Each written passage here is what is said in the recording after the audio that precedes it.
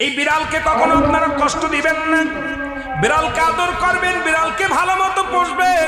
বিড়াল যদি কোনো জাতির জন্য দোয়া করে, কোনো গৃহস্থর জন্য দোয়া করে, ওই সংসারের মধ্যে উন্নতি শুরু হয়ে যায়। ওই সংসারের মধ্যে আর এক নাম্বার হলো, যে ঘরে বিড়াল থাকে সেই ঘরে জিন আসতে পারে না, জিন বাস করতে পারে না। আর একটা ঘোষণা শুনেন, নবীজি বলে গেছেন, যে ঘরের মধ্যে বিড়াল ছানা বাস করে ওই ঘরের মধ্যে জিন জাতি প্রবেশ করতে পারে না। তাহলে ছোট ছোট মাসুম বাচ্চাগুলো যে ঘরের মধ্যে থাকে, মুসলমান অনেক সময় জিনের আশ্রয় পড়ে যায়, অনেক সময় জিনে আসর করে, ওই ঘরের মধ্যে জিনে আসর করে।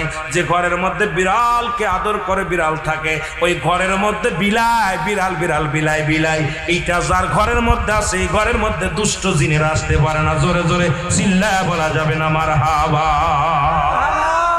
একবার নবী সুলাইমান আলাইহিস সালাম শুনতে পাইলেন, পাশের বাড়িতে একটা কুকুরকে কষ্ট দিয়ে বিষ